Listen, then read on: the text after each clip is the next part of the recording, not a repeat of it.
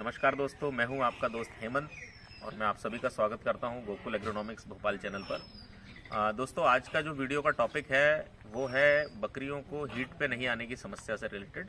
मेरे पास बहुत सारे फ़ोन आते हैं, कॉल्स आते हैं और हम भी बकरी पालक ये अनुभव करते हैं कि जो बकरियाँ हैं वो समय समय पर हीट पे नहीं आती हैं, जिसकी वजह से हमको बहुत आर्थिक हानि होती है।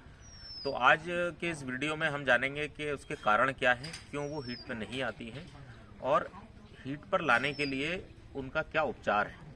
कुछ मेरे पास ट्रीटमेंट है जो हम यहाँ इस्तेमाल करते आ रहे हैं अपने फार्म पर और उसके बहुत अच्छे रिजल्ट हैं।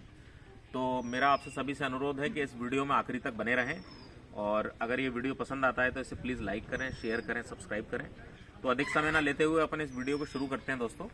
तो सबसे पहले तो मैं आपको इसके 4 प्रमुख कारण बताऊँगा कि बकरियों का समय पर हीट पर नहीं आना किस वजह से होता है। तो इसमें जो सबसे पहला कारण है वो है, अगर बकरी जिसकी उम्र लगभग 1 साल है, 12-13 महीने, पहली बार अगर वो बच्चा देने वाली है, तो उसका कारण होता है कि हम ब्रीडर मेल यानी एक बहुत अच्छी क्वालिटी का जो मेल है वो हम नहीं छोड़ते हैं साथ में, जिसकी वजह से क्या होता है कि जब भी बकरी हीट पे आती है तो वो साइलेंट हीट पे होती है, हमको पता नहीं चलता कि वो कब हीट पे आ गई है और कब नहीं आई है। तो एक तो वो कारण होता है। दूसरा, बकरा साथ में छोड़ने से ये होता है कि बकरे के अंदर जो हार्मोन्स होते हैं जिसको हम टेस्टोस्टेरोन बोलते हैं। देखिए, बकरा बहुत अच्छी क्वालिटी का ब्रीडर होना चाहिए। ब्रीडर का मतलब ये नहीं होता कि कोई भी बकरा आपने अपने बकरियों के बाड़े में छोड़ा है। बहुत अच्छी क्वालिटी का मतलब कम से कम 50 से 70 किलो होना चाहिए। दो दांत से ऊपर हो, अगर 4 दांत और 6 दांत, तो वो बहुत अच्छी क्वालिटी का मेल कहलाता है। आप यहाँ पर भी देखेंगे हमारे बाड़ों में सभी जगह, जैसे ये है, देखिए फीमेल्स के बीच में एक अच्छा ब्रीडर हमने छोड़ के रखा हुआ है, जिससे कि वो बकरियां समय समय पे हीट पे आती हैं, इसकी स्मेल से वो हीट पे आती हैं। दूसरा कारण होता है बकरियों में पोषक तत्वों की कमी।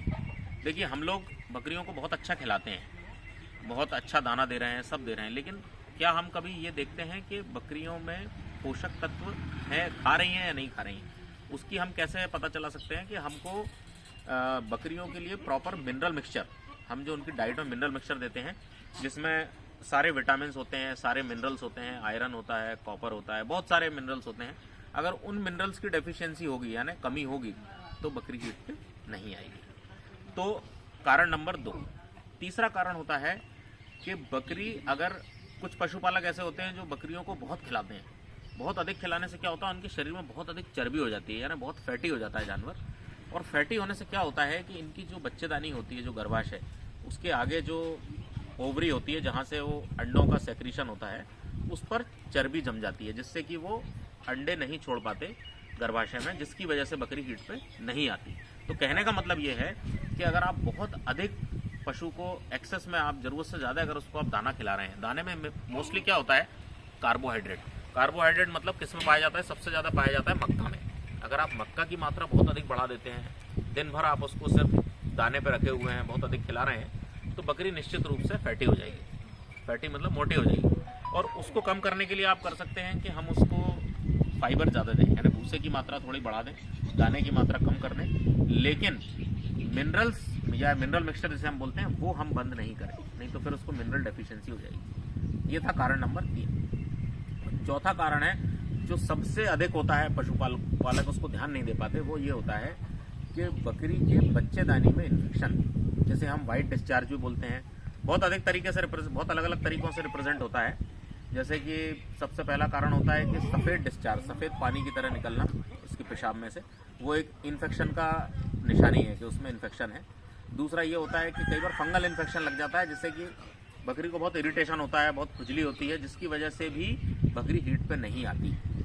तो दोस्तों, अब हम फंगल इन्फेक्शन है कि बैक्टीरियल इन्फेक्शन है, हम ये पता नहीं कर सकते, इसके लिए हमको ब्लड टेस्ट और लैब टेस्ट कराने पड़ेंगे। तो बेटर है कि हम वो सारा दोनों ट्रीटमेंट एक साथ शुरू करें।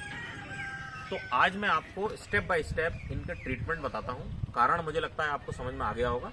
अब हम चलते हैं इनके इलाज की तरफ। तो दोस्तों, अगर बकरी ने बच्चा दे दिया है और इसके बाद वो हीट पे नहीं आ रही, तो आपको क्या करना है, आपको सबसे पहले उसको बच्चेदानी को क्लीन करना है। बच्चेदानी क्लीन करने के लिए, बच्चेदानी की सफाई के लिए दवाई आती है, बहुत सारी दवाइयाँ उपलब्ध हैं, जैसे कि अभी मैं आपको दिखाता हूँ, मेरे सामने है, ये आती है इन्वोलॉन करके, नेचर्स ब्रांड का है, नेचुरल का है ये, और बहुत अच्छी हर्बल मेडिसिन है ये लिक्विड सिरप आता है। इसको आप लगभग 50 ml में सारी दवाइयों का डिस्क्रिप्शन लिंक में भी दूंगा और वीडियो जो चल रहा है उसके साथ में इमेज भी मैं इसकी पोस्ट करूंगा जिससे कि आपको पता चल जाए। तो देखिए ये जो है इसको आपको 50 ml, जैसे एक शीशी है, ये डाबर आंवला की शीशी आती है तेल की, सबसे अच्छी होती है शीशी, ये आप इस्तेमाल करिए। ये 50 ml इसको एक हफ्ते तक ये दवाई पिलाएंगे जिससे कि उसकी बच्चेदानी की पूरी सफाई होगी, उसमें ब्लीडिंग भी होगी, डिस्चार्ज भी होगा, जिससे कि बच्चेदानी की में रुका हुआ जो गंदा खून जमा है वो क्लीन हो जाएगा। अब क्या होगा, जो उसको इन्फेक्शन हो गया है उसको क्लीन करने के लिए हम एक टैबलेट आती है जिसको हम बोलते हैं cefixime ofloxacin. Cefixime ofloxacin tablet आती है। ये टैबलेट सुबह शाम, सुबह एक टैबलेट, शाम को एक टैबलेट हमको 5 दिनों तक चलानी है। मतलब टोटल 10 टैबलेट है ये 10 टैबलेट हमको 5 दिन तक चलानी है। तो ये हो गया दूसरा ट्रीटमेंट। तीसरा ट्रीटमेंट जो हम करेंगे वो हम करेंगे एंटीबायोटिक एक और देंगे, बहुत ही कॉमन एंटीबायोटिक है मेट्रोजिल। मेट्रोजिल 400 mg, ये किसी भी ह्यूमन मेडिसिन पे, मेडिकल स्टोर पे मिलती है, बहुत ही सस्ती दवाई है। ये टैबलेट भी जो है हम सुबह शाम एक एक टैबलेट चलाएंगे 5 से 7 दिनों तक। 5 दिन भी दे सकते हैं और 7 दिन भी दे सकते हैं। तो ये मुझे लगता है ये जो 2 मेडिसिन है ये बैक्टीरिया का जो इन्फेक्शन है, बैक्टीरियल इन्फेक्शन जो उसकी बच्चेदानी में हो रखा है वो ठीक करेगा। सफ़ेद पानी की शिकायत बिल्कुल ठीक हो जाएगी। इसके बाद इसके साथ में एक दवाई और है। अब हो सकता है कि उसको फंगल इन्फेक्शन हो। फंगल इन्फेक्शन के लिए हम क्या करते हैं, एक टैबलेट आती है फ्लूका 150, ये आती है। इस गोली को हमको 3 बार देना है। कैसे देना है इसको, आज देना है पहले दिन, तीसरे दिन एक गोली और 5वें दिन एक गोली, मतलब टोटल 3 टैबलेट देनी है, पहले दिन, तीसरे दिन, 5वें दिन। इसके बाद इस डोज को बंद कर देना है। अब आपको करीब करीब 10 से 15 दिन वेट करना पड़ेगा कि आप बकरी हीट पे आ रही है या नहीं। लेकिन आपको साथ ही साथ एक और इसमें सप्लीमेंट है जो बहुत अच्छी क्वालिटी का मिनरल मिक्सचर है। ये लिखा हुआ है जिसको हम बोलते हैं CRS, ये आप देख पा रहे होंगे, CRS मिनरल मिक्सचर आता है। इसमें सारे कंटेंट होते हैं, मतलब इसमें विटामिन, आयरन, कोबाल्ट, सारे कुछ मिनरल, सारे कुछ विटामिन इसके अंदर होते हैं। ये आपको आधा चम्मच प्रतिदिन के हिसाब से बकरी को खिलाना है, कम से कम 15 दिन। इससे क्या होगा कि उसके शरीर में अगर किसी मिनरल की कमी की वजह से वो हीट पे नहीं आ रही है, उसके शरीर में शारीरिक कमजोरी है, मान लीजिए कॉपर की कमी है या फास्फोरस की कमी है, तो वो निश्चित रूप से 15 दिन में दूर हो जाएगी और बकरी हीट पे आएगी। ये हमें खिलाना ही खिलाना है। ये मेडिसिन एक अलग चीज़ है और ये आपको रेगुलर डाइट में इसको रखना है। और या फिर आप किसी भी अच्छी क्वालिटी का मिनरल मिक्सचर ले सकते हैं। वेरबैक के आते हैं, आपका टोटावेट आता है, बहुत सारे हैं। मैं किसी एक पर्टिकुलर ब्रांड को नहीं बता रहा हूँ। एग्रीमिन आता है, चिलेटेड, एग्रीमिन फोर्ट आता है, वो मिनरल मिक्सचर आप चलाइए।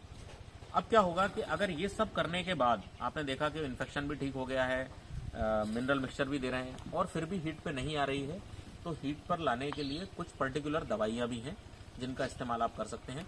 हमारे फार्म पे जो हम करते आ रहे हैं इतने वर्षों से, ये बहुत अच्छी सुषिमा फार्मा की एक मेडिसिन है गर्भोव के नाम से। ये टोटली आयुर्वेदिक मेडिसिन है। ये बोलस आती है, बोलस के फॉर्म में आती है और इसका जो बोलस है वो कुछ इस तरीके का रहता है।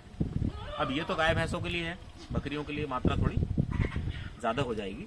तो हम क्या करेंगे, इसको आधी गोली, आधा बोलस इसको हमें देना है बकरी को 10 दिनों तक। याद रखिए, आधा बोलस यानी आधी गोली हमको देना है 10 दिनों तक। टोटली आयुर्वेदिक मेडिसिन है और बहुत इफेक्टिव है। इसके बाद अगर बकरी इसके बाद भी हीट पे नहीं आती है तो आखिरी उपाय जो होता है जिससे निश्चित रूप से हीट पे आएगी वो आता है इंजेक्शन। अभी जैसे मेरे पास है ये इंटास कंपनी का है, ये प्रेग्मा इंजेक्शन है और ये कुछ इस तरीके की पैकिंग में आता है दोस्तों। ये तो इसका कवर है प्रेग्मा का और इसका जो कवर है वो कुछ इस तरीके से 2 ml का इंजेक्शन आता है। ये आप देखेंगे, ये 2 ml का इंजेक्शन है, ये 2 ml का। इसे हमें सिर्फ 1 ml देना है। ये गाय भैंसों को हम 2 ml देते हैं, छोटे पशुओं में हम सिर्फ 1 ml डोज लगाएंगे। इसके साथ में इंजेक्शन भी आता है और साथ में हाथ साफ करने के लिए सैनिटाइजर भी आता है, एक स्वैब आता है छोटा सा, उससे आप हाथ साफ करें, क्योंकि बहुत सावधानी पूर्वक लगाएं। इससे अगर आपके शरीर में टच होता है तो इससे खुजली की समस्या हो सकती है। तो इस इंजेक्शन को 1 ml लगाना है और मुझे लगता है निश्चित रूप से 100% पक्का इलाज है कि बकरी हीट में आएगी। तो दोस्तों मुझे लगता है कि आपको आज मेरे द्वारा दी गई जानकारी पसंद आई होगी और अगर आपको कोई और समस्या है पशुओं को या हीट पे नहीं आती हैं इसके बाद भी, तो आप मुझे कमेंट सेक्शन में कमेंट कर सकते हैं। उम्मीद करता हूँ मैं आपकी कुछ सहायता कर पाऊँगा। और दोस्तों इसी जानकारी के साथ आज का मैं वीडियो समाप्त करता हूँ। और प्लीज़ इस वीडियो को आप लाइक करें, शेयर करें, सब्सक्राइब करें। धन्यवाद। मिलते हैं अगले वीडियो में बहुत जल्द। Thank you.